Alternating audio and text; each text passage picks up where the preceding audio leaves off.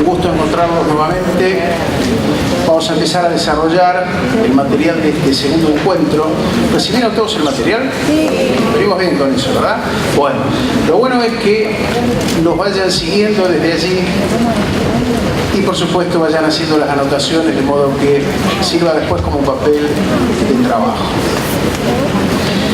Dos cositas fuera de material, siempre tenemos algo fuera del esquema, nunca nos dejan las autoridades llegar con algo totalmente actualizado si pasan más de 48 horas. Dos resoluciones, 3073 y 3074, tuvimos en el encuentro anterior hablando mucho acerca de los mínimos y hablábamos de la liquidación para la persona física en este periodo 2010, tomando un mínimo, una ganancia no imponible de 9.000 pesos, digamos el mínimo viejo, en oposición al mínimo de 10.800 pesos con un 20% incrementado, que era el que teníamos que utilizar, recuerdan, para calcular los anticipos 2011. Bueno, antes de que vence ese anticipo 2011, ya tenemos en la resolución 3074 los nuevos mínimos que a su vez se incrementan en otro 20%. Así que es fácil acordarse, con 9.000 trabajamos un 20% más para calcular la diferencia y otro 20% más en los mínimos para llegar a los que aplicamos. 14.400 está dando la ganancia no imponible y luego en cada una de las deducciones personales, tanto por cónyuge, por hijo, la deducción ampliada, la deducción especial simple, todas incrementadas con un 20% más. ¿Para cuándo? Para este periodo 2011. Es decir, que los mínimos anteriores prácticamente quedarían sin aplicación.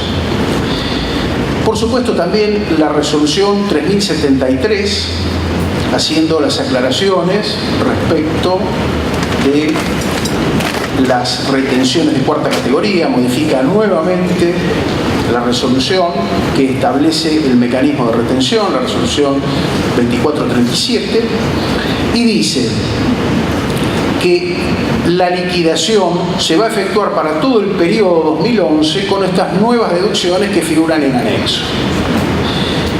Que si producto de la liquidación se obtiene un saldo a favor, esto está en el artículo segundo de la resolución 3073, si se obtiene un saldo a favor, ese saldo a favor debe descontarse en las liquidaciones de los periodos siguientes para el trabajador. Atención con esto, que si hubiere un saldo a favor y la empresa está habituada a efectuar la devolución de ese saldo a favor, en esta oportunidad, en virtud de este artículo 2 de la 3073, no tendría que devolverle ese saldo a favor. El saldo a favor, recordemos, se produce porque voy a reliquidar los periodos enero, febrero y marzo, tomando una mayor deducción. Entonces es probable que al sumar la renta de abril y tomar esa deducción acumulada, esta es la forma en que se trabaja para la cuarta categoría, al tomar esa deducción me genera un saldo a favor. Ese saldo a favor lo mantengo luego de efectuar la liquidación de los haberes del mes de abril, esperando ver qué pasa en el mes de mayo.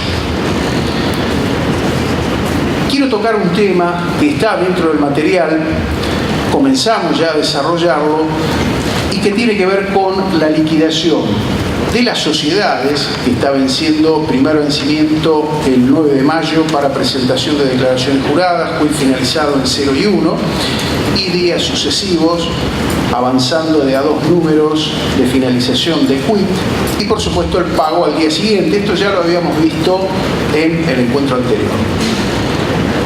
Lo que quería yo desarrollar era el tema de honorario de directores, que insisto, va a afectar en la deducción que voy a hacer en cabeza de la sociedad, y a su vez la tengo que tener en cuenta respecto del ejercicio anterior o de la distribución que se haya hecho de resultados del ejercicio anterior, para ver qué honorario voy a estar asignando como renta en cabeza del director o del gerente de la SRL. Entonces ahí vamos a empezar a analizar una serie de cuadritos, y yo les pido si inicialmente nos van siguiendo desde el material. En principio lo que hacemos es abrir las actividades que hace el director o que puede llegar a ser un director dentro de una sociedad. Entonces ustedes se van a encontrar en ese primer cuadro con dos grupos. Por un lado tenemos las funciones de dirección que realiza esta persona física, suponiendo que es un director de una sociedad anónima. Insisto, el mismo tratamiento para un gerente de una SRL. Va a representar a la sociedad dentro de esas funciones de dirección, se van a reunir el directorio, van a tomar las decisiones, van a conducir el destino de la sociedad. Por esta función, la asamblea puede o no fijarle una retribución, que es lo que generalmente denominamos honorario al director, o, insisto, retribución al socio gerente. Esa función la separamos de otro tipo de función que puede realizar también el director, que son las tareas técnico-administrativas. Estas tareas son tareas que tienen más que ver con la gerencia, con el gerenciamiento de la sociedad, que con el propio manejo de la sociedad. Y suele suceder en las sociedades de nuestro país, sociedades cerradas, pequeñas sociedades anónimas, a veces familiares, pequeñas SRL, donde se desempeña el director en alguna tarea operativa. A lo mejor un director está manejando la parte de la administración y otro director está manejando a su vez, digamos, además de su tarea de director, está haciendo tareas de comercialización, marketing, etc. Entonces ahí hay dos funciones distintas que tienen tratamiento legal distinto, y después vamos a ver que también hay un tratamiento impositivo y previsional distinto. Por de pronto ya podemos reseñar y decir, ¿puede por las funciones de dirección esta persona física adherir al monotributo? Decimos, la respuesta es no. Esto lo hemos señalado más de una vez en este ámbito. Por la tarea de dirección yo voy a tener que adherir al régimen general, es decir, voy a tener que tener el pago de autónomos, voy a tener que tener la presentación de impuesto a las ganancias correspondientes, y el IVA, dijimos siempre, estamos exentos, artículo 7º, inciso H, punto 18. ¿Podemos adherir al monotributo? ¿Para qué? Y a lo mejor para pagar un poco menos de autónomos, a lo mejor para no pagar ganancias. La respuesta es no. ¿Quién lo veda? El artículo 4º del decreto reglamentario del monotributo. Impide a la persona física adherirse al monotributo por la actividad de dirección. En cambio, por la otra actividad que está realizando, por esas tareas técnico-administrativas, en tanto las realice sin relación de dependencia, va a estar alcanzado por IVA. Esto está en el artículo 3º, es una prestación que no se realiza en relación de dependencia, por lo tanto está alcanzada. Por supuesto, también va a estar alcanzado por impuesto a las ganancias y también por autónomos, pero allí sí puedo adherir al monotributo por estas tareas técnico-administrativas.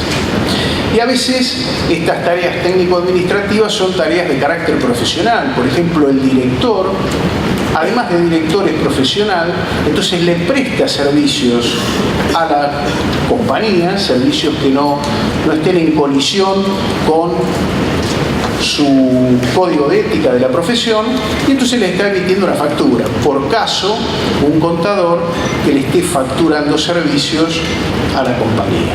En ese caso le va a hacer una factura C y además va a percibir los honorarios. ¿Se entienden estas dos funciones que puede realizar?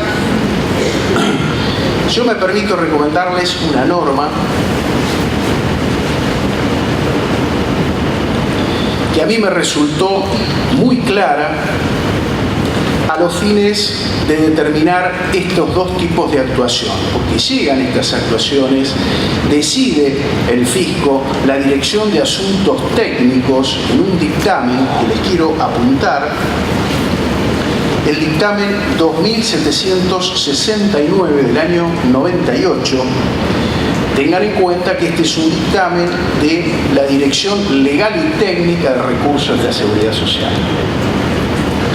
los fines de ubicarlo, insisto, va a ser un dictamen de legal y técnica, recursos de la Seguridad Social.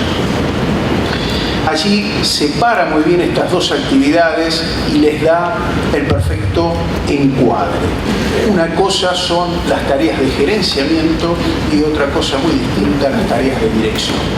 Por las tareas de gerenciamiento inclusive y por otro tipo de tareas técnico-administrativas va a poder el director trabajar en relación de dependencia.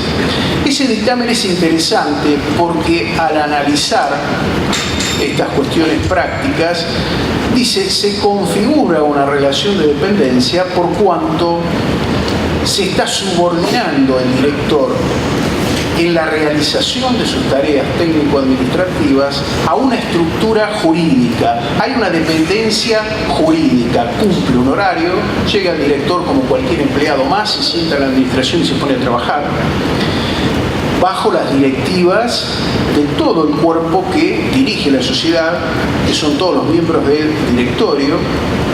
Hay una dependencia económica por la realización de su trabajo, está percibiendo una retribución con carácter mensual. Y cuando se configura esa dependencia, también lo hemos señalado en más de una oportunidad aquí, a lo mejor tratando algún otro tema de algún otro dictamen, si hay una dependencia jurídica, una dependencia económica y una dependencia técnica, son los tres elementos que todos los jueces en los distintos pronunciamientos laborales han reseñado como tipificantes de una relación de dependencia. Entonces, atención, que si está recibiendo algún adicional por encima del honorario, ese director, en función de la realización de tareas técnico-administrativas que también reseña la Ley 19.550 en el artículo 261, se pueden recibir una retribución más allá de los topes que establece el 261 cuando realicen tareas técnico-administrativas. Si estas tareas técnico-administrativas, insisto, están siendo retribuidas por encima de lo que es el honorario del director, y no se hace en relación de dependencia a través de una remuneración, allí, atención, que tiene que haber una factura A o una factura C de esta persona física por la prestación de esos servicios más allá de los correspondientes a la dirección. No sé si me expliqué con esto.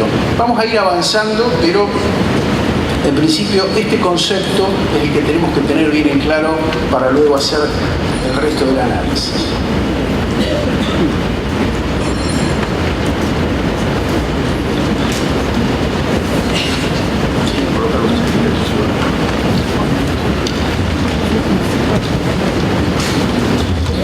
Entonces, a paso siguiente, lo que vamos a analizar es cuál es el tratamiento del impuesto a las ganancias, en primer lugar, de lo que es la retribución como director. Y después nos vamos a ocupar de aquello que va en relación de dependencia o que está siendo facturado a la sociedad por parte de la persona física.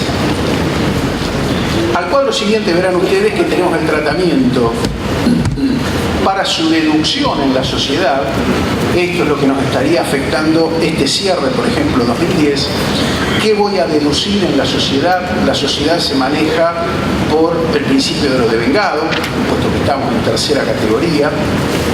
Así que vamos a ver qué puede deducir el honorario devengado en ese periodo. ¿Por qué? Porque está devengándose, por lo tanto, me dice la norma que puedo deducir en el ejercicio por el cual se pague, aunque también me da la opción de hacerlo en el ejercicio en el cual se estén pagando. Por el lado de la persona física, cae en la declaración jurada del periodo en el cual se haya percibido. Fíjense la distinción. Cierre 31 de diciembre. En la distribución de utilidades se le asigna un honorario al director. Ese director, si se cumplen determinados requisitos que ahora vamos a repasar, la sociedad va a poder estar deduciendo los honorarios abonados a ese director asignados en el 2011 lo va a deducir en el cierre de 2010. Mientras que para esa persona física, para ese director, ese honorario va a ser renta recién al periodo siguiente, en el 2011. Así que se logra un doble efecto. Diferir el impuesto cuando se asignan honorarios y pueden ser deducidos, y además lo que se deduce en la sociedad produce un ahorro de un 35%. Tasa que nunca va a pagar en cabeza del director o casi nunca. Es decir, tengo posibilidades de estar por debajo porque además voy a tener deducciones personales y en la sociedad no. Así que, en principio, si yo estoy cumpliendo con los requisitos, ven que dice sobre el final de ese cuadro acerca del cumplimiento de determinados requisitos, aquí los requisitos a cumplir son, por un lado, que se asigne el honorario en forma individual antes de la fecha de vencimiento general para la presentación de la declaración jurada. Ejemplo, si tenemos una sociedad con quit 0 y 1, el honorario a los directores para poder deducirlos en la liquidación de la sociedad, en el aplicativo de ganancias, voy a tener que asignar esos honorarios en forma individual antes del 9 de mayo de 2011. De esta forma cumplí con ese requisito. Atención con la asignación, que no puede ser global, la tengo que hacer individualizada en el acta de asamblea o bien en un acta posterior de directorio o en la memoria que va copiada a los libros. Tiene que estar asignado el honorario en forma individual. Este es el requisito a cumplir para que se pueda deducir en el ejercicio por el cual lo esté pagando. ¿Qué pasa? Esto puede suceder. Recibimos una sociedad, en la sociedad vemos que se omitió asignar en forma individual el honorario. Sepan que hay un pronunciamiento, esto le pasó a Papelera Tucumán, no estaba asignado en forma individual en los libros, no obstante lo cual pudo probar ante el Tribunal Fiscal, luego de que el fisco haya impugnado esa deducción por no cumplir con el requisito, pudo probar que en realidad se le había retenido a cada director por lo que se le había asignado, por el honorario asignado, y además se probó que en la declaración jurada de cada uno de esos directores estaba declarado como ganancia ese honorario. Estas dos cosas hicieron que el tribunal dijera que es un exceso de rigorismo por parte de la FIP que se impugne esa deducción, y se la permitió. Así que si estamos en esta situación, pese a lo que esté diciendo la ley, sepamos que hay un pronunciamiento donde si se cumplen determinados requisitos, aún podemos tomar la deducción.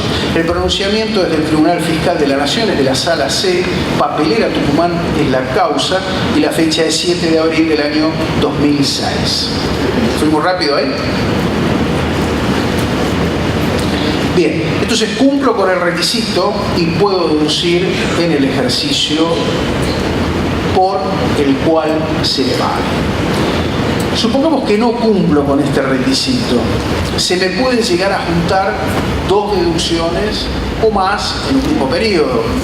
A veces también pasa que tomamos una sociedad con problemas económicos, con problemas administrativos, hay varios ejercicios, varios balances sin aprobar, hacemos un acta, se aprueban esos balances, se asignan honorarios por los distintos periodos, y esto solemos hacerlo en una sola acta de asamblea. En ese caso, la pregunta es, ¿se puede en un mismo ejercicio tomar más de una deducción de honorarios?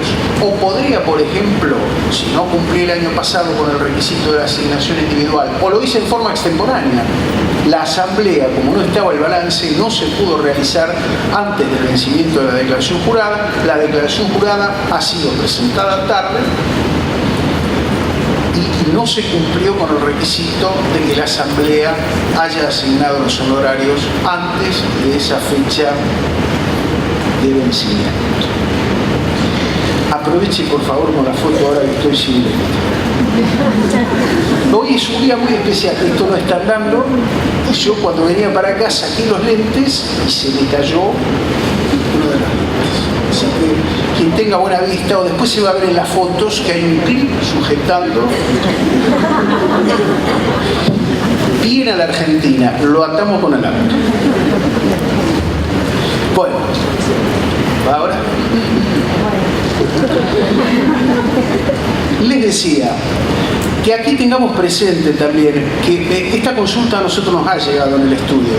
Se dedujo el honorario por el cual se paga en el 2010, honorario de 2010 que aprueba la Asamblea del 2011, y el año pasado, en agosto, tarde, se asignó un honorario por el ejercicio 2009. ¿Podemos tomar la deducción de los dos dentro de este ejercicio? La respuesta es sí. Y a los fines de calcular los topes, que ahora vamos a ver que hay un tope que está marcado por el artículo 87, inciso J de la Ley de Ganancias. ¿Qué tope se toma? Se toma el tope de cada año. Para ir a ver el 2010, voy a ir a tomar el 25% de la utilidad contable del 2010. Y para ver los del 2009, que se pagaron en el 2010, y que también estoy deduciendo en 2010, voy a tomar la utilidad del ejercicio 2009. ¿Me expliqué con esto? Sí, ¿no? Bueno, esto es la opinión del fisco que ha manifestado en un dictamen que es el 18-2001 de la DAL, Dirección de Asuntos Legales. Dictamen 18-2001 de la DAL. Este dictamen también es interesante porque dice que no hay un límite temporal para que yo pueda deducir el honorario en el ejercicio en el cual se pague. Viene a cuento de esa sociedad donde se aprueba el balance o varios balances en un acta de asamblea. No tengo limitación temporal para deducir en el ejercicio en el cual se pague el honorario, aunque sea respecto de 3 o 4 ejercicios hacia atrás. ¿Fue claro en esto, verdad? Bien.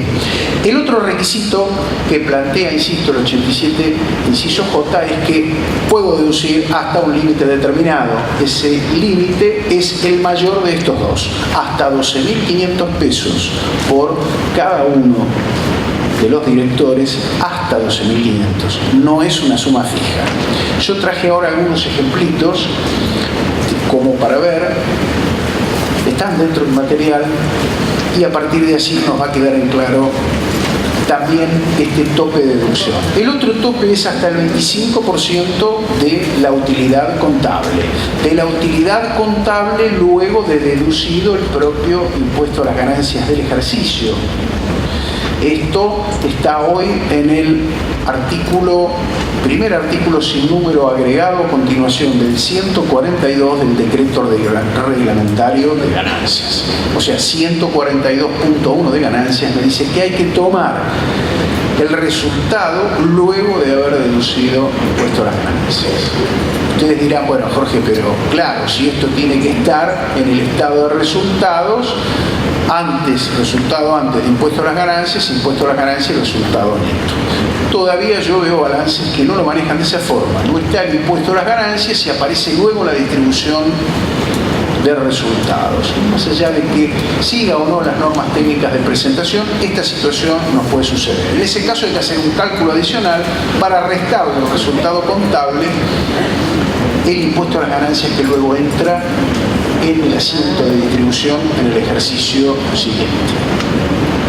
Al tener que tomar una deducción en el impuesto cuyo límite también tiene en cuenta el impuesto que se va a liquidar, ahí es donde nosotros tenemos que aplicar la fórmula para saber cuánto resulta deducible. ¿Recuerdan?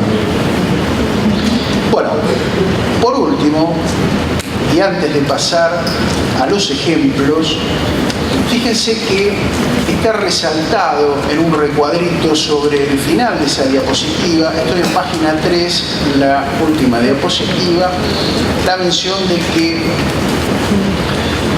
esos topes no tienen en cuenta las retribuciones que se paguen por tareas técnico-administrativas. Y acá se aparta de la legislación de fondo, se aparta del 261 de la ley 19.550 de la ley de sociedades. Porque la ley de sociedades dice se puede distribuir al director hasta un 25% y ahí suma todo, suma sueldos, suma honorarios facturados y suma el honorario del propio director.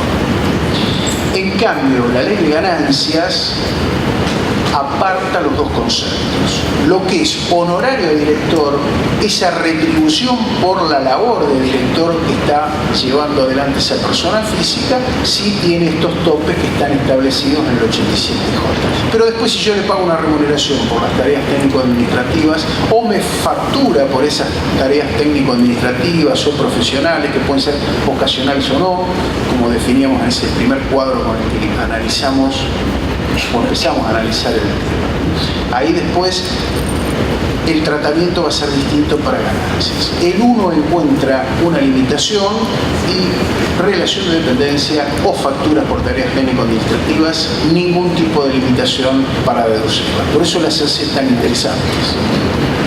Bueno, ahora sí avanzamos, estamos empezando ya con los ejemplos.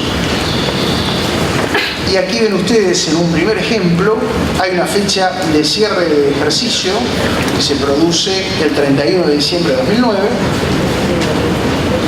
La utilidad contable del ejercicio luego de deducido el impuesto a las ganancias es de 40.000 pesos. Se calcula el impuesto, hasta acá son datos que vamos obteniendo de la declaración jurada y del estado contable. 4.025 pesos es el impuesto determinado por el ejercicio 2009 y en la asamblea realizada en el 2010 se asignan honorarios a los directores, al director A por 30.000, B por 15.000 y C por 5.000.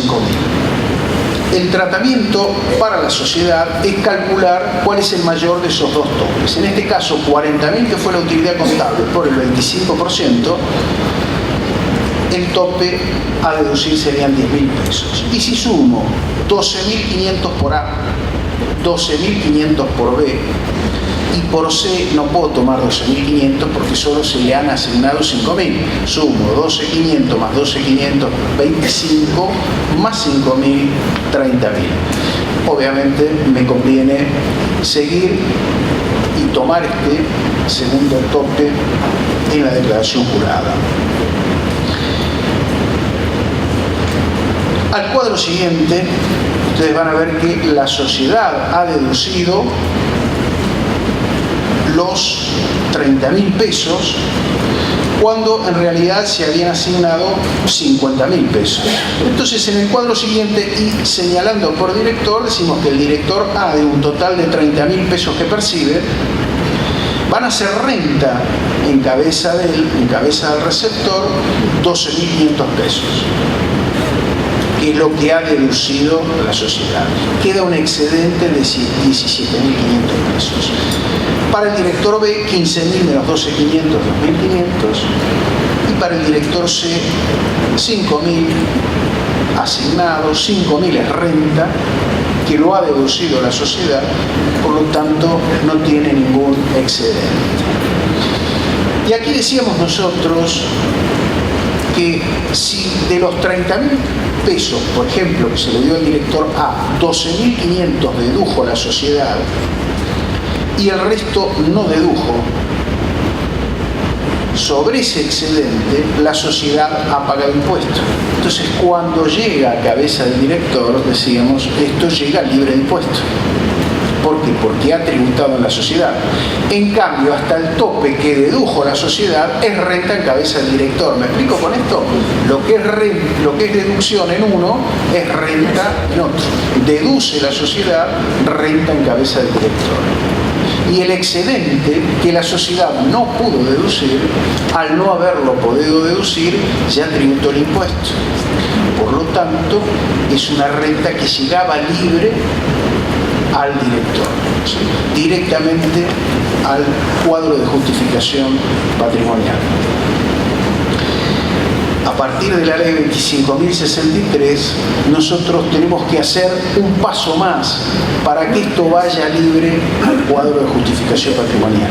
Y es ver si realmente ese excedente no deducido en la sociedad, pagó efectivamente el impuesto. Entonces ahí es donde tenemos analizado dentro del cuadro, decimos si el impuesto determinado del 2009 alcanza a cubrir el excedente por la alícuota, en ese caso es todo libre de impuesto en cabeza del director. Es una renta no gravada en cabeza del director, porque pagó en cabeza de la sociedad. En el ejemplo que nosotros tenemos planteado, para aquellos que lo pueden seguir de la diapositiva, fíjense que el impuesto 4025 no alcanza a cubrir el excedente de 20.000 pesos por el 35%. Esto da 7.000. Visto desde otro punto de vista, si la sociedad hubiera pagado el impuesto sobre todo el excedente, hubiera pagado un impuesto mínimamente de 20.000 pesos por el 35%, 7.000. Como pagó 4.025, hay una parte sobre la cual no ha pagado. Esa parte sobre la cual no ha tributado el impuesto se va a sumar a los 12.500 como renta del director. ¿Me van siguiendo? A cuadro siguiente tenemos los 17.500 pesos del director A.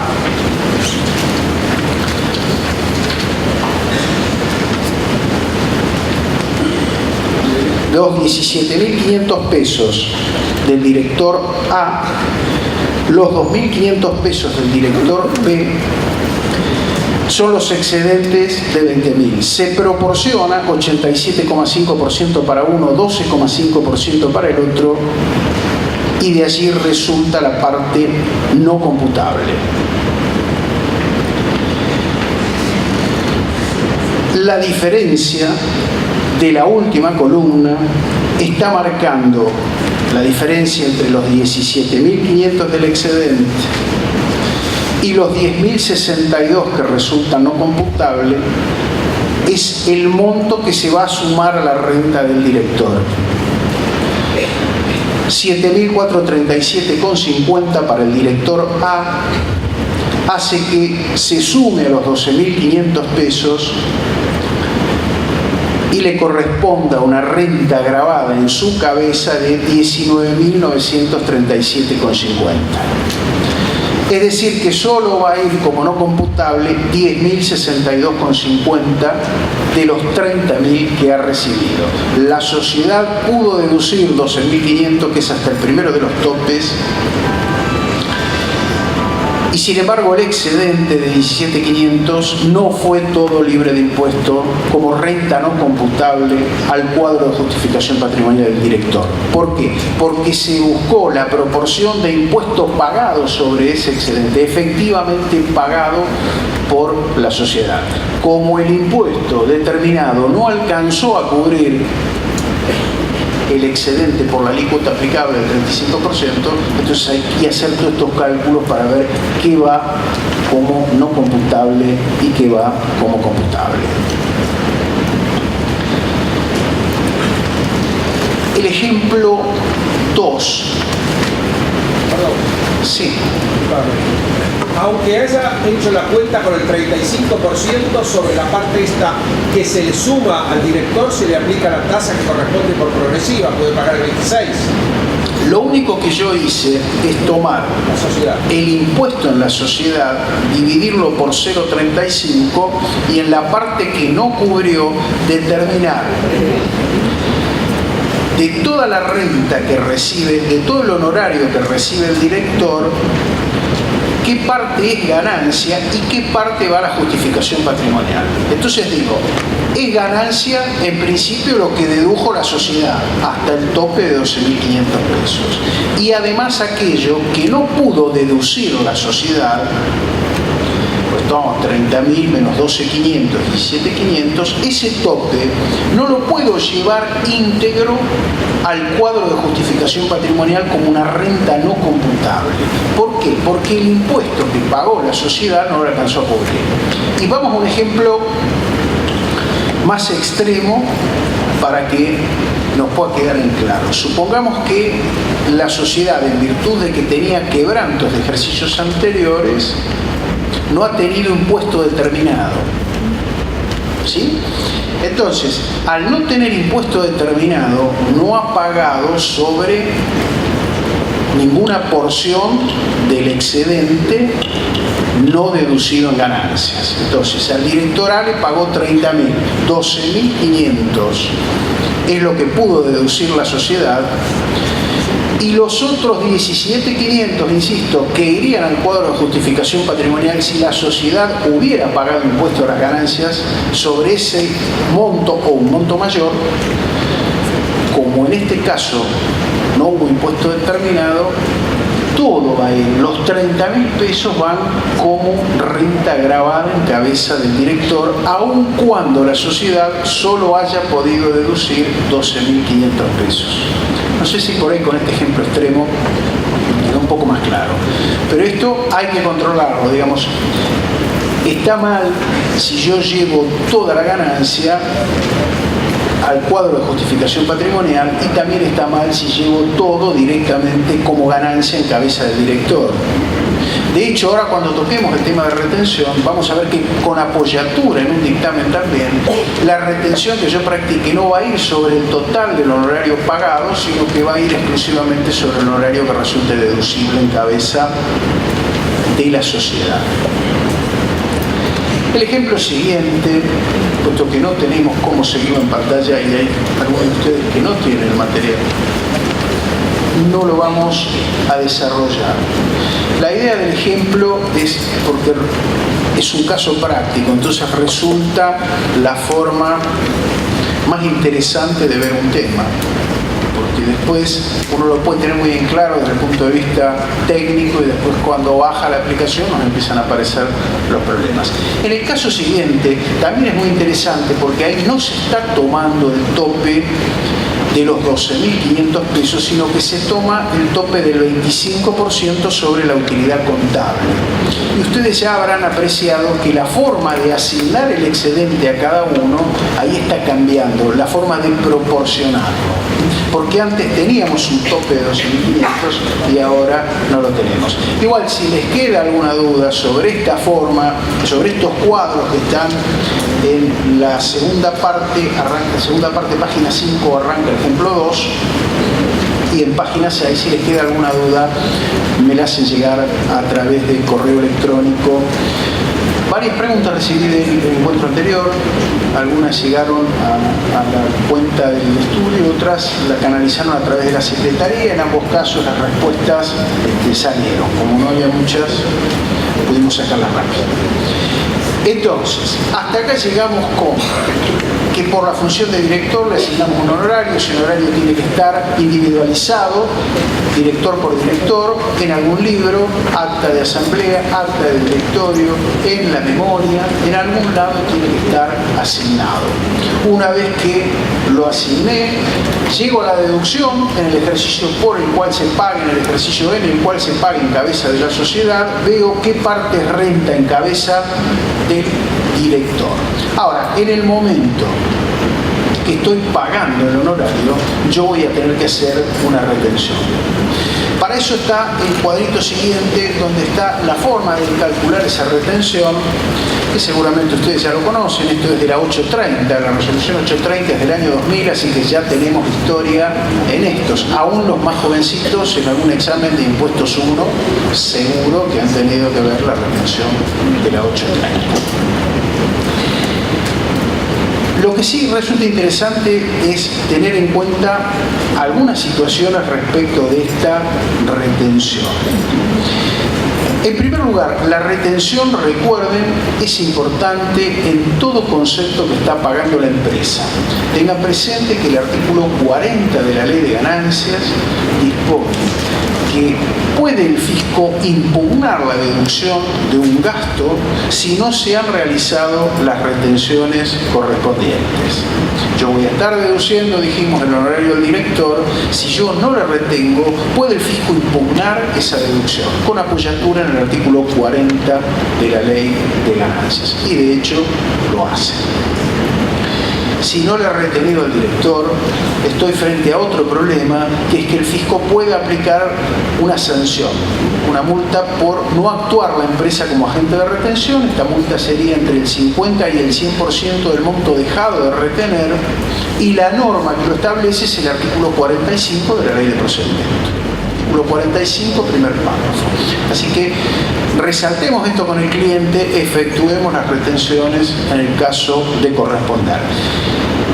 Y aquí, en alguna época, digo a confusión, antes de un dictamen de la DAT del 28 del año 1996, decíamos, yo le estoy pagando anticipos al director todos los meses, antes de que después lo vote la asamblea. ¿Cuándo retengo en cada pago? Ese dictamen de la DAT vino a aclarar que en realidad solo se retiene en el momento que hay pago de honorarios. Si yo estoy pagando anticipos, contablemente, ¿qué hago? Ese anticipo lo imputo a la cuenta anticipo honorario directores contra la salida, banco o caja, y los empiezo a acumular ahí. No hay retención porque no hay honorario. Ese es un crédito que tiene la sociedad contra el socio. Es una deuda del socio para con la sociedad. Recién va a haber honorario cuando la asamblea lo asigne. Acá el concepto de pago para la 830 lo tiene receptado en el artículo 10, la 830, es el mismo concepto de pago del artículo 18 de la Ley de Ganancias. La puesta a disposición está siendo una forma de pago. Estoy haciendo un asiento en el momento de la distribución de utilidades, donde le estoy asignando el honorario al director y pongo honorarios a pagar. Ahí es honorario. Lo aprobó la asamblea hasta un monto determinado como honorario. Sobre ese monto total corresponde hacer la retención. Ahora, ¿ahí qué me puede pasar? Me puede pasar que yo le anticipé 120.000 pesos a lo largo de todo el año, que lo fui imputando a la cuenta anticipo honorarios a directores, y luego la asamblea le vota 100.000 pesos. Ahí, ¿cómo hago para retener? Ahí la resolución 830 en el artículo 12, en el inciso B, me dice que debe practicar una autorretención el sujeto que recibe la renta. ¿Qué pasa si le anticipé 95.000 pesos, la asamblea le vota 100.000 pesos y no alcanzo a retener sino hasta 5.000 pesos? Queda un excedente en el cual tengo imposibilidad de retener. Por otro tema, nosotros hablamos en el encuentro anterior de la marquita que lleva el SICODE, imposibilidad de retener. Eso voy a marcar en el caso anterior, y acá podría estar marcando también sobre el excedente la imposibilidad de retener. Ahí estaría, dentro de la obligatoriedad que dispone el artículo 12 también, pero acá en el inciso A, que le dice a la empresa, se retiene hasta el tope de lo que se puede retener, y el resto es obligación del perceptor efectuar la autorretención. Sí. En el caso de una persona, de un director, que la autorretención fue mucho más alta de la que debía, se equivocó, en un saldo de declaración de libre disponibilidad. Ella dice que alguien se autorretuvo mal, pagó en exceso, anticipó en exceso. Lo único que puede pagar es impuesto a la ganancia, o sea, no tiene contra qué. Al año siguiente, que vuelven a anticipar y va a tener que volver a hacer la autorretención. ¿Puedo hacerlo por la diferencia? No, lo que tendrías que hacer en ese caso es solicitar una constancia de no retención, porque la empresa, cuando le vuelva a pagar, le tiene que volver a retener. No le va a retener porque le anticipa de vuelta, él va a tener que hacer la autorretención. Bueno, pero ese saldo a favor le va a quedar. Pero no puedo hacer la autorretención por menos, metiéndome el saldo a favor, esa es la multa. No. ¿No? ¿Compensación? ¿Cómo hago? No. Sí, lo que puedo hacer es generar el anticipo y hacer después una compensación del saldo de libre disponibilidad contra el anticipo o la autorretención. ¿Cómo? No. El anticipo no tengo porque la autorretención figura como retención, o sea, no voy a pagar anticipos. Tengo el saldo a favor de libre disponibilidad. Y en el Tendrías que entrar a la cuenta tributaria, imputar a la retención el saldo de libre disponibilidad de la declaración jurada anterior. Yo creo que te lo permite. O hacer un volante de compensación, por el aplicativo compensación y volantes de pago. Pero con está bien, tengo el saldo dice a favor. Tenés un saldo de libre disponibilidad de declaración jurada que podés imputar. Al saldo, a la autorretención. Si tenés el código lo podés hacer. No sé si lo podés hacer.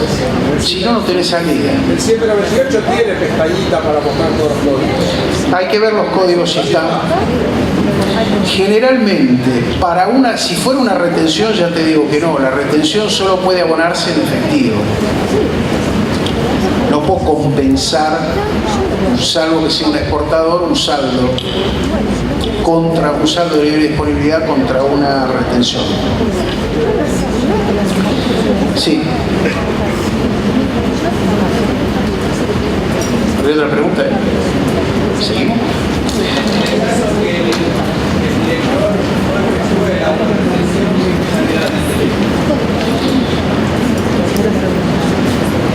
Eso lo hemos estudiado alguna vez respecto de la aplicación del artículo 45. Porque, a ver, si yo tengo que autorretenerme y no me retuve, la sanción del 40 de no poder deducir, esa no afecta. Lo único que podría tener es una sanción por no haberme autorretenido. Y la realidad es que el artículo 45 habla de no actuar como agente de retención, no como agente de autorretención. Desde el punto de vista técnico lo analizamos y concluimos que no. Y desde el punto de vista práctico la verdad es que no vimos ningún caso donde el fisco haya aplicado la sanción del artículo 45 por no haberse autorretenido. Bien, seguimos avanzando.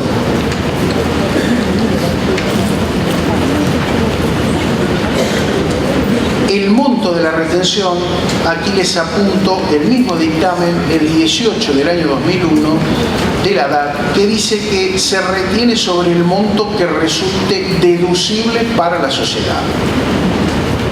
Ni siquiera está diciendo sobre el monto que resulte ganancia en cabeza del director. El dictamen, que es posterior a la 25063, la 25063 es del 30 de diciembre del año 1998, esa es la fecha de publicación del boletín oficial. Sin embargo, este dictamen 18/2001 está limitando la retención al concepto deducible en la sociedad. La retención mínima del artículo 29 de la 830 también hay que tener en cuenta, y me parece que no tiene sentido que repasemos el cálculo de la retención. Se ha tomado el mínimo de 5.000 pesos y sobre el excedente se aplica la alícuota que surge de la tabla de la 830. Una cuestión que está reseñada y que vamos a tener que considerar es el anticipo otorgado por parte de la sociedad a cada uno de los directores y lo que luego ha sido aprobado por la Asamblea. Aquí vamos a tener el juego de un artículo de la Ley de Impuesto a las Ganancias, que es el artículo 73, y del decreto reglamentario, el artículo 103. Con el juego armónico de estas dos normas, nosotros podemos llegar a esta conclusión. Vamos a verlo con un caso numérico que es más sencillo. Suponiendo que se anticiparon 120.000 pesos de honorarios al director y luego la Asamblea aprueba un honorario de 100.000 pesos, los 20.000 pesos, tratándose de una sociedad anónima, van a ser fondos dispuestos en favor de un tercero. Por lo tanto, lo que dice el 73 es que a la tasa de descuento comercial del Banco Nación, desde la fecha en que se excedió con el anticipo el monto del honorario que luego fue fijado por la Asamblea, entre esa fecha y el cierre de ejercicio se van a estar devengando intereses que se cargan en esa declaración jurada. ¿Me expliqué con esto? Es decir, que tengo que tener presente que si estoy anticipando más allá de lo que apruebe luego la Asamblea y en ese momento no se está devolviendo ese excedente, en ese caso hay fondos dispuestos en favor de un tercero. ¿Y cómo se da cuenta de esto el fisco? Hasta el ejercicio 2009 analizaba esto en cualquiera de estas dos situaciones, o frente a una verificación, o bien cuando recibía a través de un multinota de los grandes contribuyentes de agencia la copia del balance que hay que llevar juntamente con la distribución de utilidades. Pedía los papeles con el acta de distribución de utilidades. Y ahí era fácil comparar. Tengo en el activo un crédito para directores, pido la apertura y veo que se anticiparon 100.000 pesos, aunque esté el monto global. 100.000 pesos se anticiparon como honorarios directores y finalmente se terminaron aprobando 80.000. Hay un monto menor. En ese caso procedo a efectuar el ajuste. Es bastante sencillo de detectar. ¿Y por qué digo hasta el ejercicio 2009? Porque a partir del ejercicio 2010, después vamos a ver, es otra de las normas contenidas dentro del material, que vamos a tener que presentar en la web de la AFIP, generar una nueva función con clave fiscal y presentar en PDF el estado contable. Yo digo, ¿no sería más fácil que lo tomen de la IGJ o que unifiquen con la IGJ, más las actas donde está la distribución? Sobre esto vamos a llegar en unos minutos más. Lo importante aquí es que cuando tipificó la sociedad en esa situación, ya no hay pronunciamiento en favor del contribuyente. El último de los pronunciamientos, que a mi juicio es el más claro y que ustedes pueden tener como antecedente para una situación similar, fue el de Servando Pedrido, un fallo del Tribunal Fiscal de la Sala D del 28 de diciembre de 2002. Allí se les ponen todos los argumentos de varias defensas anteriores.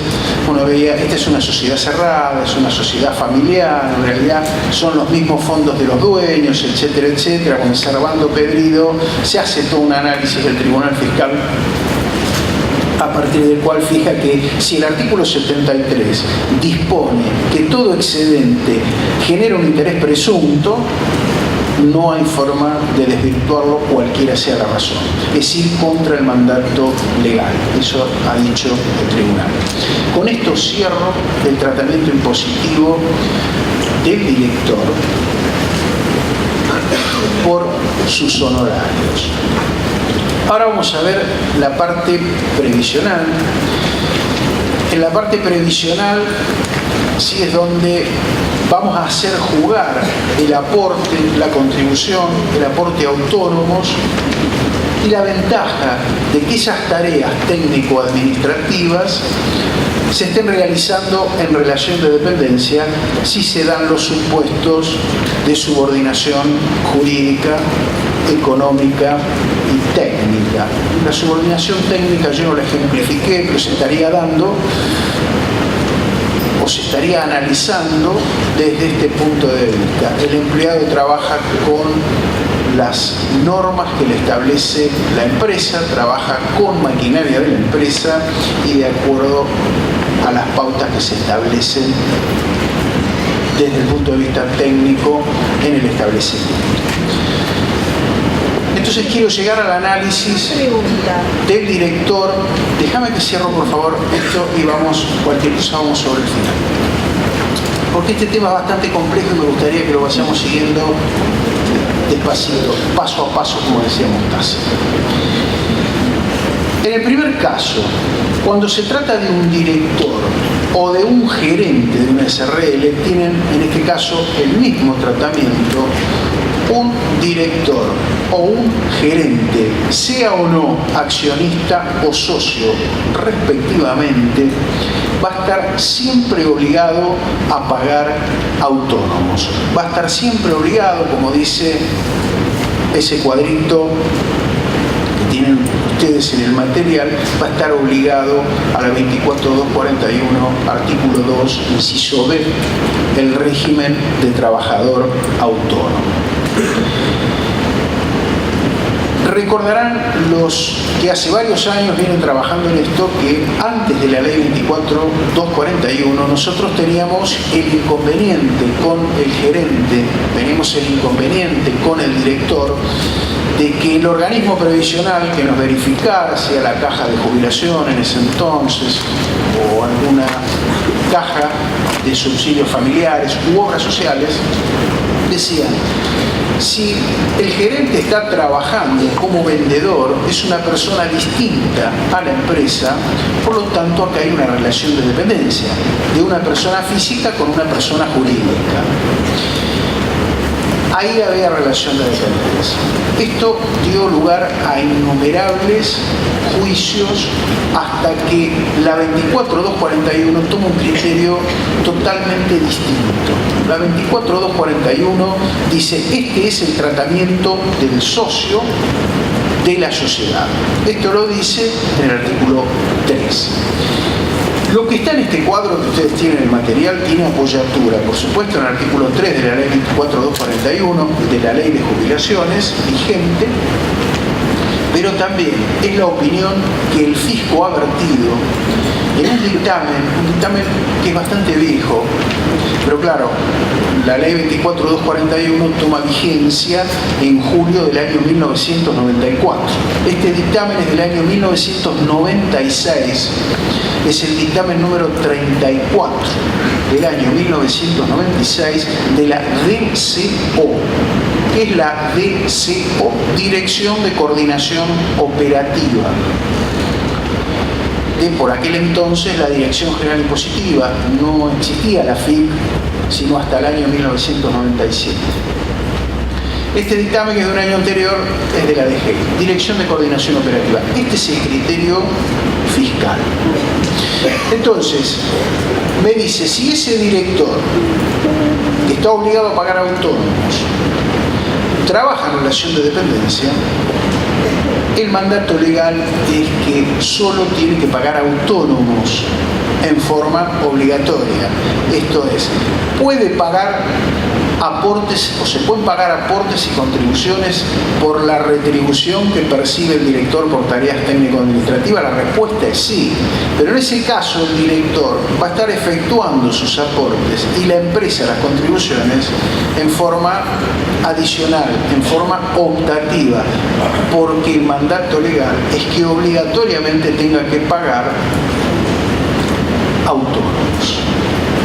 Esto hace que el tratamiento en la sociedad para ese director que trabaja en relación de dependencia, para ese gerente que trabaja en relación de dependencia, es que por las tareas técnico-administrativas que realiza en relación de dependencia, tiene un recibo de sueldo y el recibo de sueldo tiene monto bruto igual a monto neto, salvo que el propio director decida voluntariamente pagar al régimen de relación de dependencia, entrar voluntariamente por el artículo 2, inciso A de la 24241, salvo que lo decida, no se va a pagar.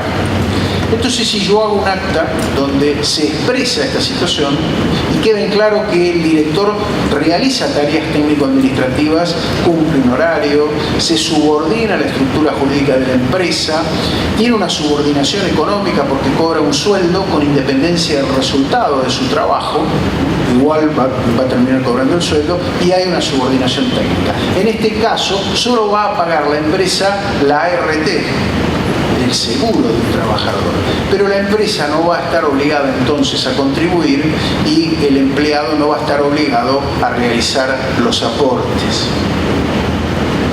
Esto trae ventajas adicionales. Ustedes fíjense que ya estamos deduciendo por esa persona física el honorario del director con los topes del 87J y estamos deduciendo el sueldo. O sea que hay un beneficio del 35% sobre el sueldo multiplicado por 13 porque se está tomando el aguinaldo en cuenta. Esto es deducción en cabeza de la sociedad, va a ser una renta gravada en cabeza del socio que seguramente va a tributar a una escala menor que el 35% directo que estaría pagando la sociedad. Y los aportes y contribuciones no resultan obligatorios. Insisto, esta es la postura del fisco, expresada a través de ese dictamen. El fisco fue más allá, porque en ese dictamen, interpretando el artículo 3 de la ley de jubilación que habla de los socios de sociedades, ha dicho que no importa que el director no sea accionista, no importa que el gerente no sea socio. Es decir, que aquel gerente cobrando relación de dependencia con aportes y contribuciones, si ese gerente es designado por un acta de reunión de socios, si ese director es designado por la asamblea como director, en ese caso entra dentro de la misma consideración que un socio. Fíjense que pasa a no tener aportes y contribuciones, salvo que lo decida. Y esto va en beneficio del trabajador también, porque tiene menos aportes. Y hay un beneficio adicional en esto. Yo no puedo deducir la obra social de un director en la empresa, ¿verdad? Porque no es un gasto que esté dentro de la consideración de ese artículo 80 del que hablamos en el encuentro anterior, artículo 80 de la Ley de Ganancias, un gasto necesario para obtener, mantener y conservar la ganancia gravada en cabeza de la sociedad. Es la obra social del socio, del accionista, perdón, del director. No es deducible en cabeza de la sociedad. En cualquier caso, un socio trabajando en relación de dependencia va a estar obligado a autónomos, y ahí es donde nosotros vamos a la segunda parte del cuadrito con el que cuentan ustedes.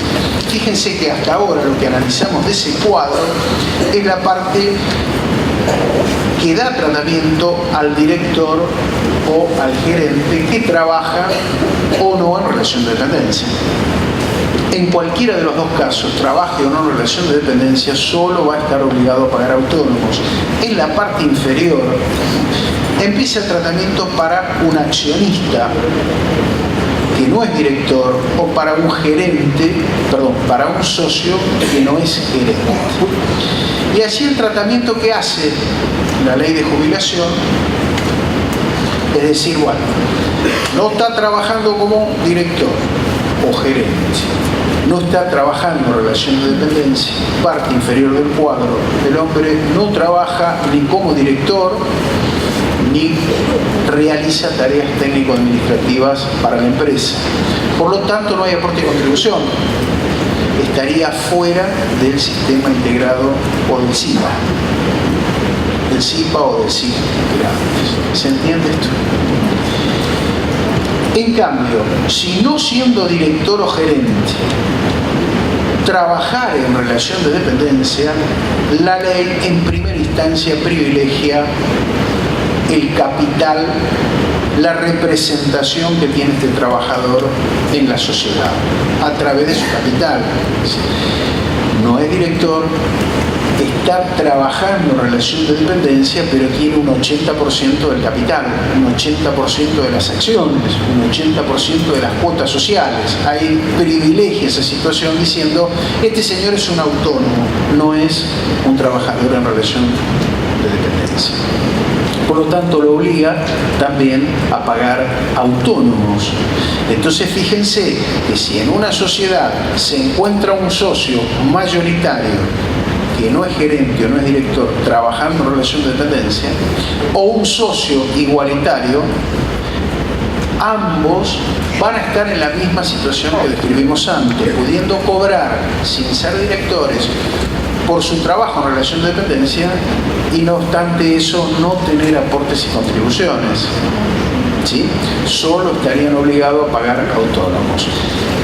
En el cuadro con el cual finaliza el tratamiento previsional del director, ustedes van a ver la forma en que la ley calcula quién es mayoritario, quién es igualitario y quién es minoritario.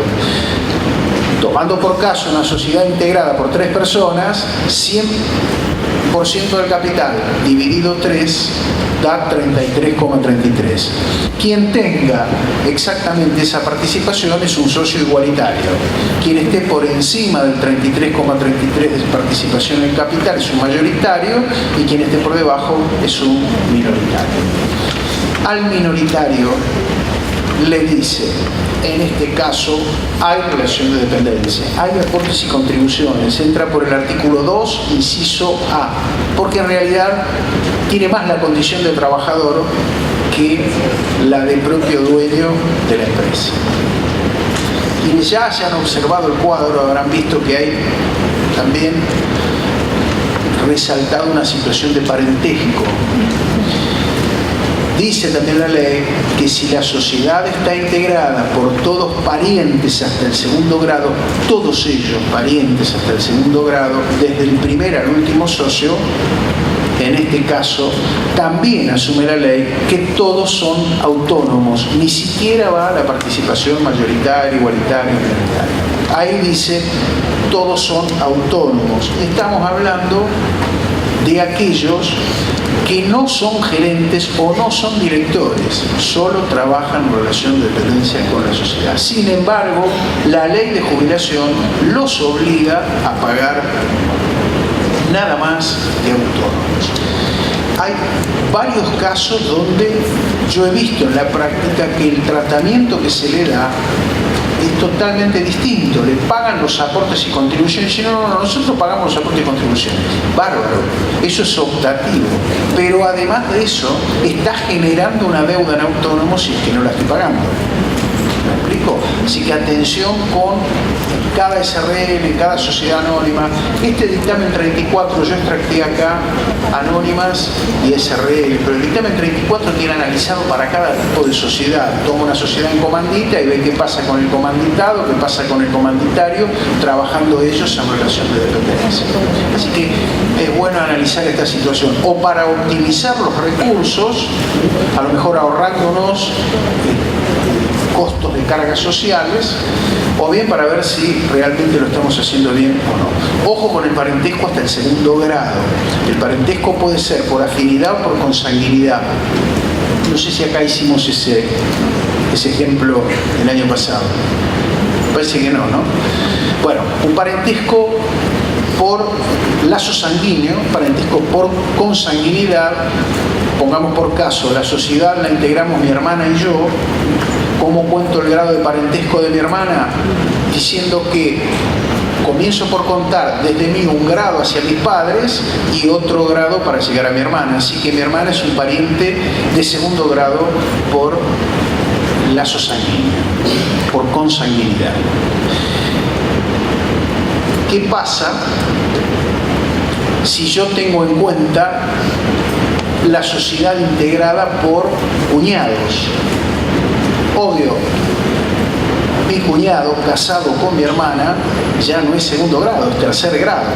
Sí, tengo que pasar por mi hermana para llegar a mi hermana y 2 grados para llegar a mi cuñado, a ver, uno más, 3. En cambio, cuando cuento el lazo por afinidad, llego al hermano de mi esposa con el segundo grado. Cuento primer grado, llego a mi esposa, segundo grado, llego a mi cuñado. Así que depende con qué cuñado, y no tiene nada que ver con si el hombre paga o no asado o no, la sociedad puede estar dentro de esta consideración. Les digo esto porque es un error para nosotros los contadores, que no estamos tan habituados a lo mejor al manejo jurídico de esa cuestión. Es un error bastante habitual pensar que se cuenta de la misma forma el parentesco por afinidad que el parentesco por consanguinidad. Bueno, venimos palo y palo. Cerramos el tema de honorario directores. Si hay alguna pregunta, yo les pido que me la hagan llegar por correo electrónico. Tengan presente ese dictamen, las 3 normas que citamos, para el tratamiento, porque son el punto de vista fiscal respecto de esto. Este dictamen 3496 no es el único.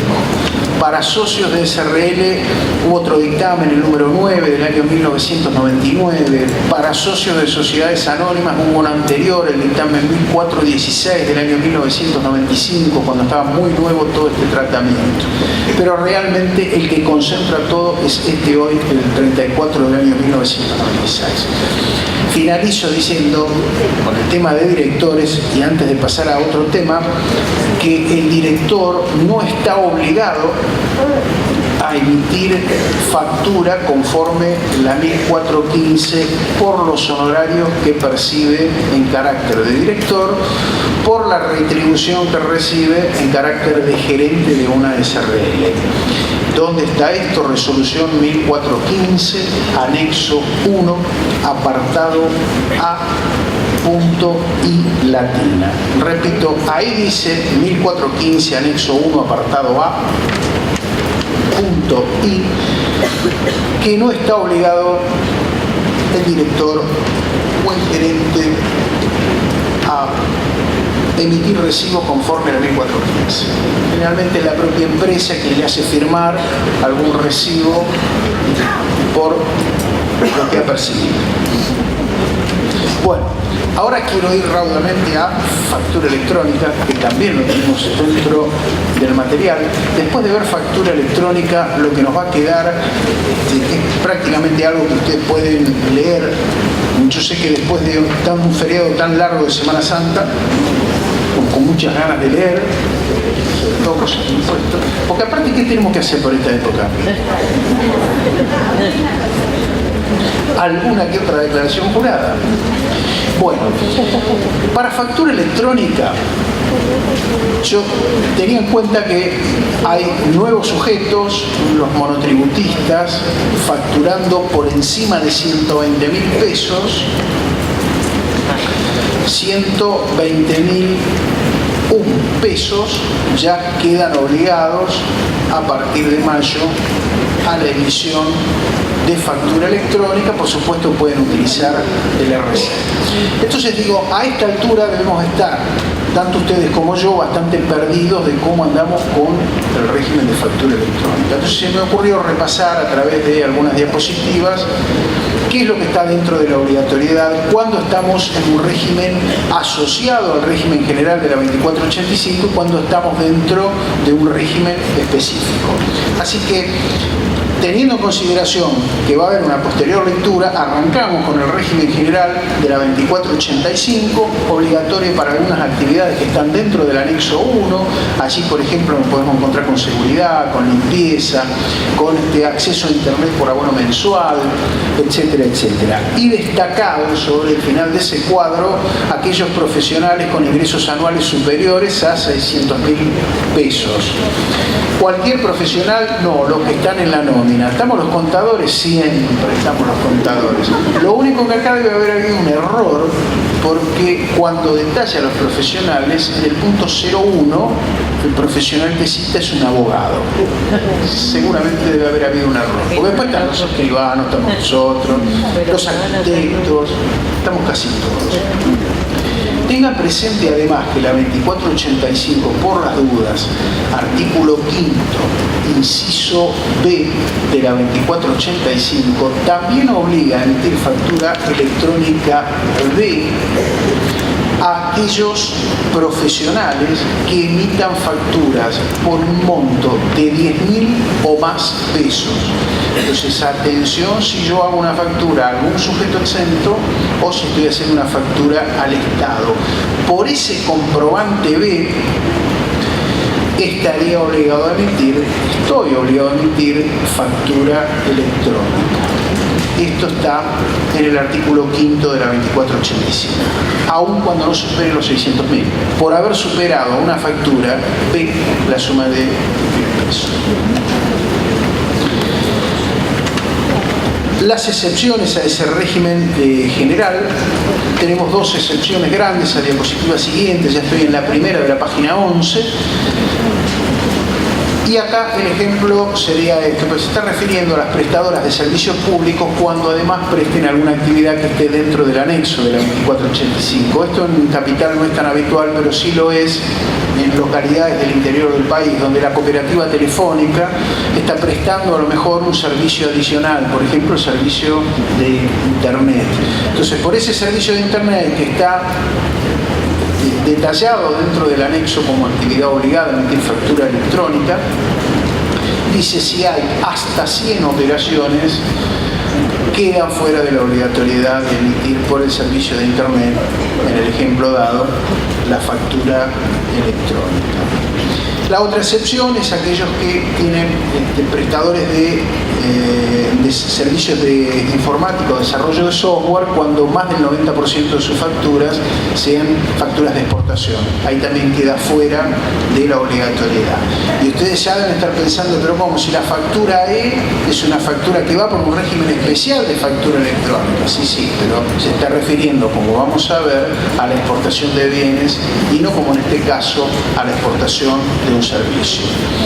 Dentro del régimen general existen algunas excepciones, las tienen detalladas dentro de la diapositiva primera de la página 12, donde una de las excepciones dice anexo 4, resolución 1415. ¿Lo ven la que está en el medio? Esos son agentes de bolsa, distribuidores de diarios y revistas. A renglón siguiente dice apartado A, anexo 1 de la 1415, también dentro de la excepción, aquí estaría el Estado, estarían los servicios de correo, estarían las entidades financieras dentro de la excepción. Y después dice, comprobantes emitidos mediante controlador fiscal. Ojo que la 2485, quiero resaltar acá este concepto, no me dice que quedan excluidos comprobantes que deban ser obligatoriamente emitidos a través del controlador fiscal. La 2485 dice comprobantes emitidos a través de un controlador fiscal. Así que puedo estar emitiendo por controlador fiscal sin estar obligado, y eso me deja fuera del régimen de factura electrónica. Cuando entro en el régimen general de la 2485. Después yo les voy a marcar, cuando analicemos algún régimen específico, que no dice lo mismo respecto de los comprobantes que se emitan con controlador fiscal. ¿Me expliqué con esto, no? ¿No? Si yo esperaba un sí ahí. A ver, lo que me da como excepción la 2485, excepción a la obligatoriedad de emitir factura electrónica, es si aún estando dentro de las actividades comprendidas en factura electrónica, yo emito facturas a través de controlador fiscal. Bajo algún supuesto, la resolución 4104 de la DGI me dice que si yo realizo operaciones masivas con consumidores finales, estoy obligado a emitir documentación a través de controlador fiscal, pero no solo para la venta a consumidor final, sino por todas las operaciones. ¿Sí? En ese caso, cuando yo emito a través de una impresora fiscal una factura A, el emitir a través de esa impresora fiscal, controlador fiscal, esa factura, me está dejando fuera de la obligatoriedad de emitir factura electrónica. Entonces, el régimen general de la 2485 tiene esta consideración. Dice, ¿usted emite factura por controlador fiscal? Sí. Está fuera de la obligatoriedad.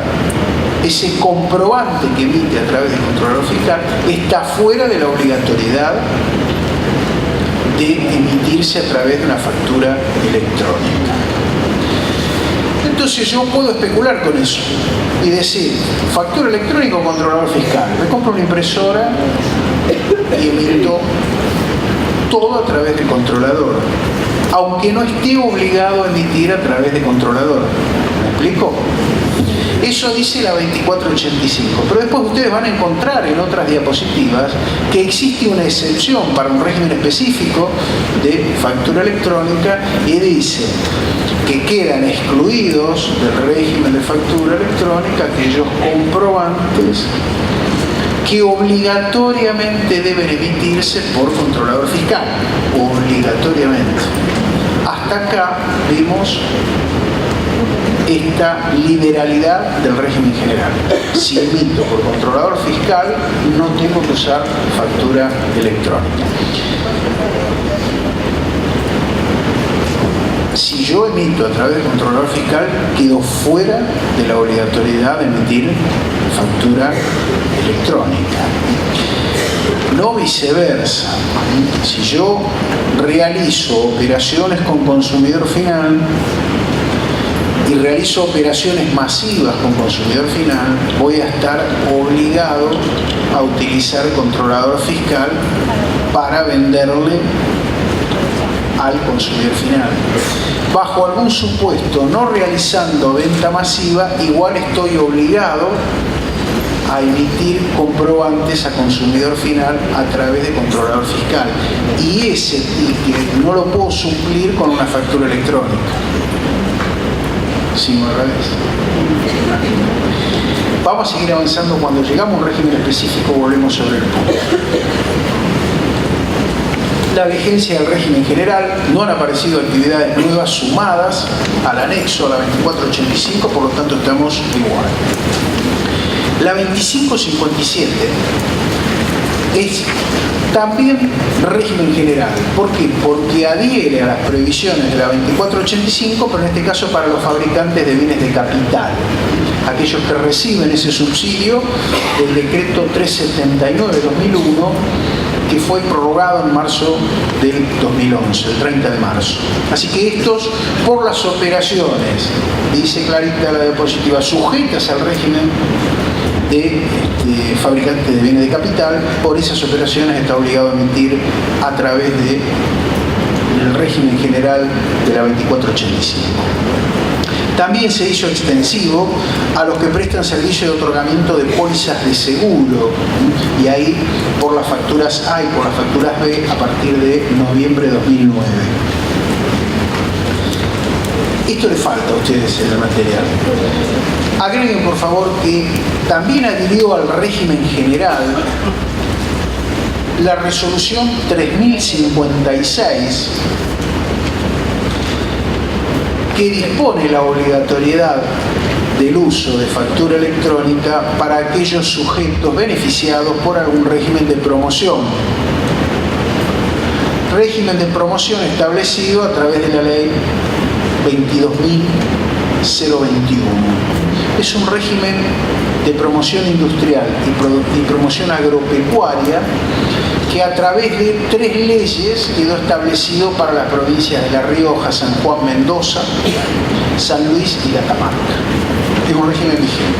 Para ellos, a partir del 1 de mayo de este año, la obligatoriedad de emitir también facturas A y B por sus operaciones, por aquellas que gozan del régimen de promoción. Y ahora empezamos con los regímenes específicos. Factura E. Cualquier factura E, no. Factura E emitida por responsables inscritos en IVA, sujeto obligado, que además esté inscrito en el registro de operaciones aduaneras, esté inscrito como importador-exportador, que realice exportación de bienes. Ese sujeto va a estar obligado a emitir exclusivamente la factura E de exportación a través del régimen de factura electrónica.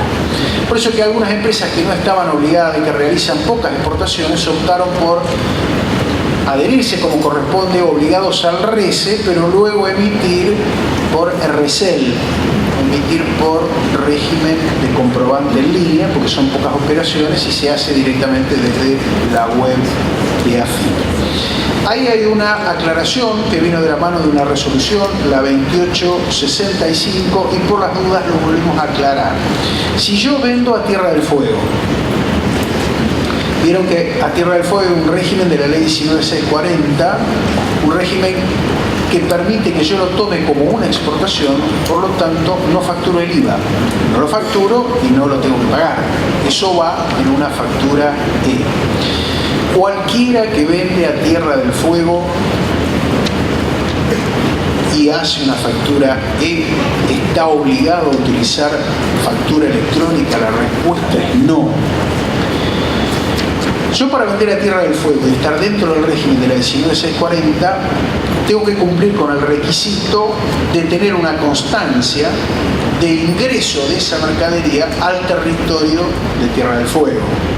Esa constancia históricamente ha sido la guía de removido. No sirve una guía aérea, no sirve otra cosa que no sea la guía de removido. La guía de removido es un formulario que llena personal de aduana de Tierra del Fuego, donde detalla quién envió, qué cantidad de bultos y quién recibe en el territorio de Tierra del Fuego. Esa guía de removido que tiene el transportista, la que yo le tengo que pedir para poder dejar junto a la factura la factura E que hice a Tierra del Fuego y no pagué el IVA. No tengo esa guía de removido, el fisco me hace pagar el IVA. Entonces, si viene alguien y me dice, no, yo me lo llevo a Tierra del Fuego, véndamelo, entréguemelo acá y no me cobre el IVA, eso es imposible. Tengo que tener la guía de removido. Estos que piden la guía de removido por la exportación, ¿están obligados a tener factura electrónica E? La respuesta es no.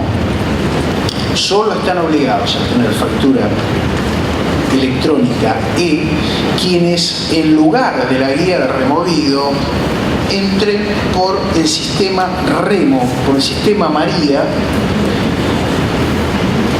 bajo el subrégimen Remo. Es decir, si entro por sistema María para documentar, para declarar esa exportación al territorio de Tierra del Fuego, ahí voy a tener que tener factura electrónica. Caso contrario, cuando aparece esa venta esporádica que yo hago en mi negocio, que hago en mi industria, alguien de Tierra del Fuego, puedo seguir trabajando con la factura E manual, contando con la guía de removido. ¿Quedó claro esto? Que hubo mucha confusión con este tema. Régimen específico. Y acá les pido que por favor corrijan esa diapositiva, porque dice la resolución 2853 con la modificación de la 2939 y de la 2973. Debe decir 2973. ¿Por qué? Porque la 2973, esto tuvo idas y venidas. Primero había que obligatoriamente emitir factura electrónica cuando le hiciera facturas al Estado. Primero era nada más que el Estado, entonces eran facturas B. Hoy por hoy son facturas B o A, porque dentro del Estado se incluyó a las empresas del Estado y sociedades del Estado. Primero era para aquellas operaciones sobre las cuales debiera contarse con certificado fiscal para contratar. Luego, en la modificación de la 2939 se dijo que no. Por eso en la diapositiva ustedes van a encontrar que dice deban o no solicitar certificado fiscal para contratar. Tachen, por favor, o no, y queda exclusivamente obligado aquel que tiene que tener un certificado fiscal para contratar para poder venderle al Estado. Ese es el único obligado a tener factura electrónica para esas operaciones con Estado, empresas o sociedades del Estado. Cuando yo estoy obligado a tener certificado fiscal para contratar, cuando la operación, la oferta es de 50.000 o más pesos con el Estado. Ahí es donde la licitación me la van a tomar si yo adjunto el certificado fiscal para contratar. Entonces ahí que necesito el certificado fiscal para contratar, ahí es donde voy a estar obligado a emitir factura electrónica. Es más, no me van a dar el certificado fiscal si no estoy adherido al régimen de factura electrónica. Esto fue un juego de pinzas que hicieron la resolución 2852 y esta resolución 2853. Esto lo analizamos bien en el encuentro del año pasado. Si no requiero certificado fiscal para contratar, lo que me pueden pedir es un libre deuda previsional, que también se puede sacar vía internet. ¿Dónde está lo del monto de 50.000 pesos? Resolución 1814, artículo 2. Esa es la que habla del certificado fiscal para contratar y su obligatoriedad. 1814, artículo 2. Vienen varios regímenes específicos.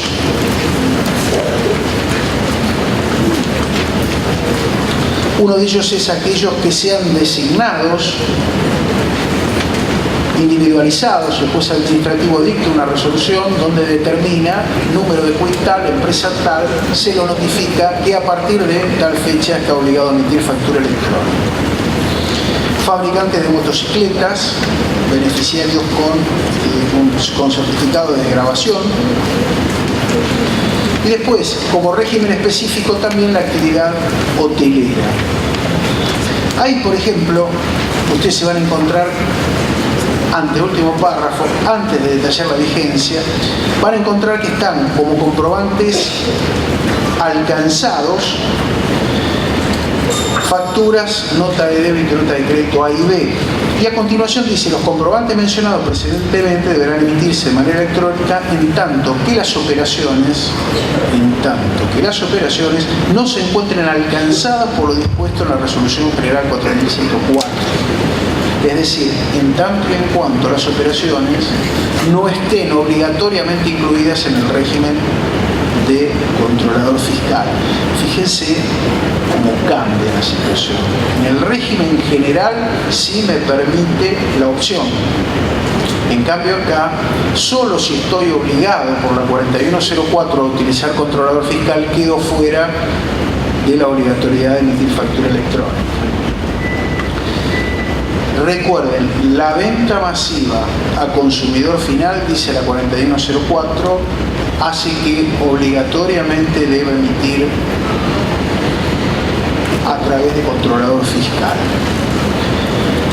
Si no realizo venta masiva a consumidor final, ¿cómo lo calcula la 4104? Más del 50% a consumidor final es masivo, menos del 50% no es masivo. Si no es masivo y yo vendo a consumidor final, pero no llego a 240 operaciones en el año o hasta el 5% de la venta total, puedo por esas operaciones emitir una factura B y no utilizar controlador fiscal.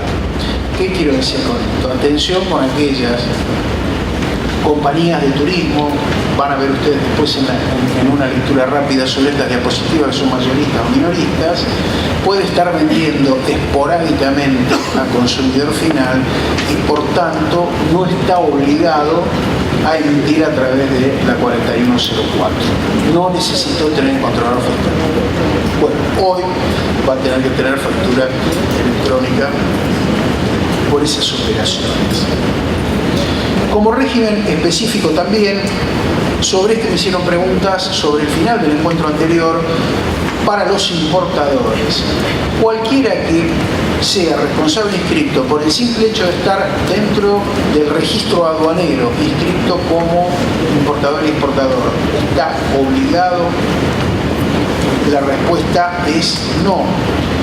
Si no realiza importación de bienes, no cae taxativamente dentro de la obligatoriedad, por más que sea un responsable inscrito, por más que esté inscrito como importador y exportador. Ese es el que está más desarrollado en 2 o 3 diapositivas, porque fue uno que no habíamos analizado en años anteriores. El régimen específico de los monotributistas con los ingresos mayores a 120.000 pesos. Fíjense los comprobantes alcanzados. Estoy en página 17, final de la última diapositiva. Dice: quedan excluidas facturas o documentos clase C que respalden operaciones con consumidores finales en las que se haya entregado el bien o prestado el servicio en el local, oficina o establecimiento. Así que, aún superando ese monto, yo punto de los 120.000, en tanto y en cuanto solo esté vendiendo a consumidor final y entregando el bien en mi local, quedo fuera de la obligatoriedad. O sea, no todo monotributista que vende más de 120.000 pesos. Recordemos, el monotributo apunta específicamente a esa venta a consumidor final, a ese pequeño contribuyente. Bueno, vende el bien, tiene una zapatería, tiene una boutique, tiene una lencería, entrega el bien en ese lugar. Yo me pregunto, ¿qué pasa con un médico? Supera los 120.000, pero dice la norma que si presta el servicio, entrega bien o presta el servicio en su local o establecimiento, en este caso en su consultorio, ahí está prestando el servicio. Quedaría fuera de la obligatoriedad de emitir factura electrónica. Y cuando digo el médico, también puedo estar diciendo el profesional en ciencias económicas. El monotributista supera los 120.000 pesos, pero está prestando el servicio en su estudio.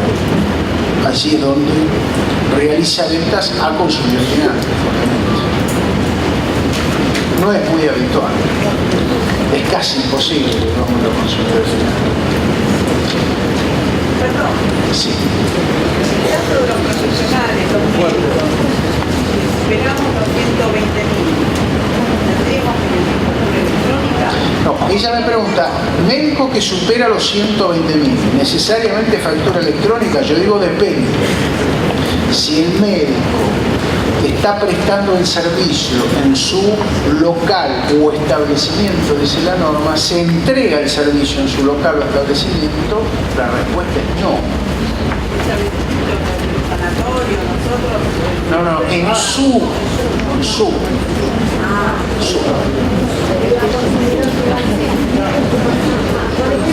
Claro, aparte si estoy en un sanatorio, estoy facturando al sanatorio.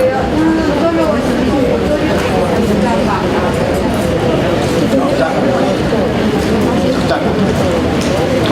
Quiero ir y cerrar ya porque estamos casi sobre la hora. El nuevo aplicativo de ganancias está bastante detallado dentro de la diapositiva, así que me quedo tranquilo, lo mismo que la parte de seguridad social de la cual hemos agregado algunos cuadros. Tengan presente que tenemos una nueva versión, la versión 10, para cierres 31 de diciembre de 2010, donde se agregan una serie de datos. La generación entonces con un nuevo aplicativo, el formulario 780 o el 760/C manual, ambos siguen vigentes. El 780, que es el informático, se sigue haciendo a través del mismo aplicativo. El vencimiento es el mismo. ¿Qué es lo que nos agregan en ese vencimiento? Vieron que yo presento el 780 o el 760/C el mismo día del mes siguiente a aquel en el cual se produjo el vencimiento de la declaración jurada, ¿sí? Bueno, además de presentar el 780 por el mismo aplicativo, declaración jurada, nuevo aplicativo, con más datos. 780, mismo aplicativo, puede ser manual, sigue vigente el 760/C. ¿Qué es lo que se agrega?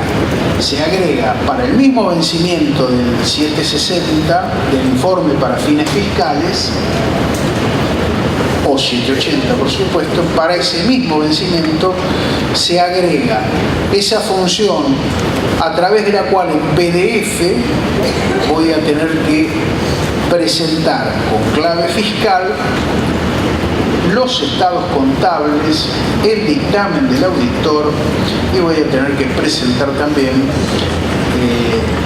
el acta de asamblea que aprueba el balance y en la cual va a constar la distribución si es que hubo. Esto sería lo nuevo. No he visto todavía voces de nuestras instituciones profesionales reclamando por la reciente aparición de esto y la próxima vigencia. Yo cuando quieran ir al piquete, yo voy con la bandera primera, porque es lo único que funciona. Damas y caballeros, muchas gracias por haberme acompañado. Disculpas por